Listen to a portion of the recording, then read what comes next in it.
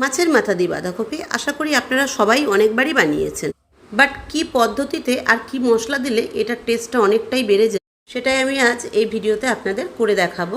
আর রেসিপিটা পারফেক্টলি বানানোর জন্য থাকবে সাথে অবশ্যই অনেক tips and tricks. By the way, আমি সোমা আর আপনারা দেখছেন মাই লিটল ওয়ার্ল্ড কিচেন। আর আজকে আমাদের রেসিপি মাছের মাথা দিয়ে বাঁধাকপি বানানোর জন্য আমি এখানে একটা বড় সাইজের বাঁধাকপি নিয়েছি। বাঁধাকপিটা ঝিরিঝিরি করে কেটে আমি একটু সেদ্ধ করে নিয়েছি, মানে জলে একটু ভাপিয়ে নিয়েছি। আমি এখানে 1.5খানা মাছের মাথা নিয়েছি। দেখুন 3 টুকরো মাছের মাথা আছে। এখানে আমি মাছের মাথাগুলোকে দিয়ে দিলাম 1 চামচ হলুদ গুঁড়ো, দিয়ে দিলাম 1/2 চামচের মতো লবণ। এবার এই লবণ হলুদ দিয়ে ভালো করে মাছের মাথাটাকে মিশিয়ে নেব।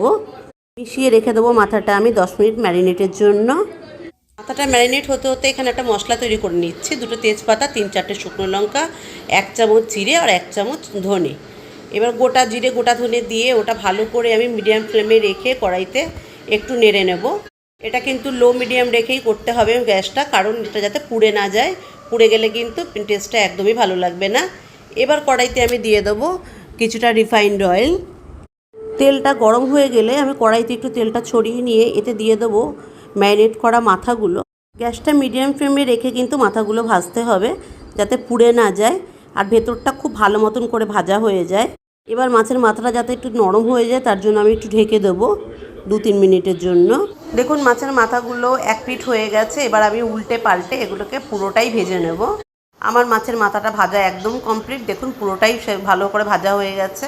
এবার যে তেলটা বাকি আছে তার মধ্যে একটা তেজপাতা আর একটা শুকনো লঙ্কা আমি চিড়ে দিয়ে দিলাম 1/2 চামচের মতন জিরে, গোটা জিরে। এটা এবার ভালো করে হালকা করে নাড়াচাড়া করে যখন একটা স্মেল সুন্দর আসবে মশলার, তখন এর মধ্যে দিয়ে দেবো কেটে রাখা টুকরো করে রাখা কয়েক পিস আলু।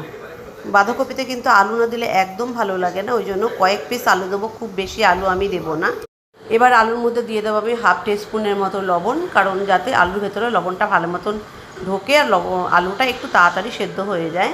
দেখুন আলুটা 2-3 মিনিট নাড়াবার পর হালকা লালচে লালচে ভাব হয়ে গেছে। এবার আমি এখানের মধ্যে দিয়ে দেবো কেটে রাখা একটা বড় সাইজের পেঁয়াজ। এবার এই পেঁয়াজটাকে দিয়ে আমি মিডিয়াম ফ্লেমে গ্যাসকে রেখে 2-3 মিনিট এভাবে নাড়াতে থাকবো। নাড়াতে নাড়াতে দেখুন একটা কালার যখন এরকম চলে আসবে তখন এই পর্যায়ে আমি দিয়ে দেবো আমার সেদ্ধ করে রাখা বাঁধাকপি।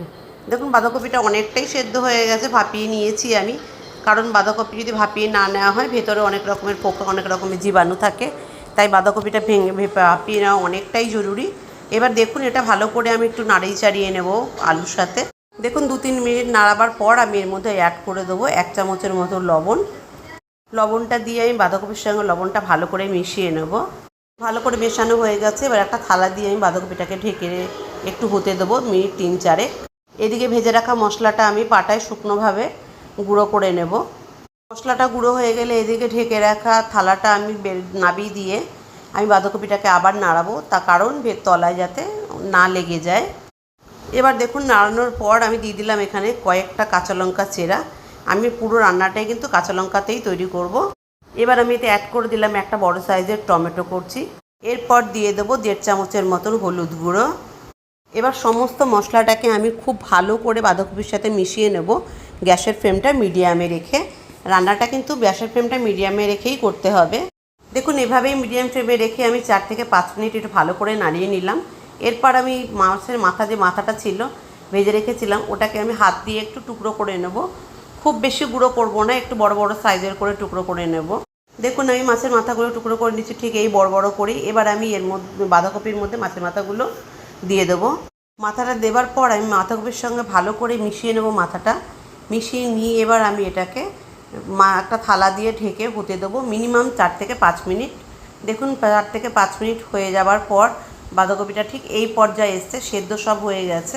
এবার এতে একটু অ্যাড করে দেবো কাশ্মীরি লঙ্কার গুঁড়ো, যাতে একটু কালারটা চেঞ্জ হয়, কারণ একটু হলুদ হলুদ লাগছে, ওই জন্য কালারটাকে চেঞ্জ করার জন্য আমি একটু কাশ্মীরি লঙ্কার গুঁড়ো দিয়ে দিলাম 1/2 চামচের মতন।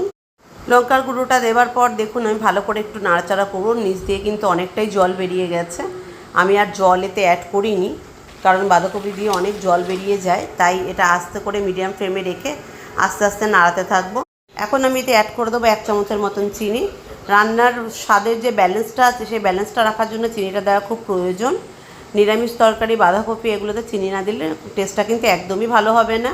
যারা রান্নায় মিষ্টি পছন্দ করেন না তারা চিনিটা স্কিপ করতে পারেন।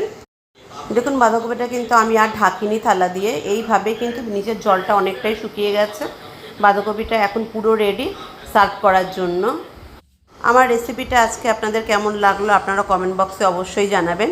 আর যদি আপনাদের ভালো লেগে থাকে তো অবশ্যই বাড়িতে একবার ট্রাই করে দেখবেন। আর আমার চ্যানেল যদি এখনও সাবস্ক্রাইব না করে থাকেন তো সাবস্ক্রাইব করার অনুরোধ রইল। আর পাশে থাকা বেল আইকনটি অবশ্যই প্রেস করে দেবেন অলে, তাতে আমার এই নতুন নতুন রেসিপি আপনাদের কাছে সবার আগে পৌঁছবে। এইভাবে বাঁধাকপি যদি আপনারা তৈরি করে খান তাহলে বিয়েবাড়ির স্বাদকেও হার মানাবে। তবে বন্ধুরা আজকে এই পর্যন্তই থাকলো। আপনারা ভালো থাকবেন, সুস্থ থাকবেন। Bye bye.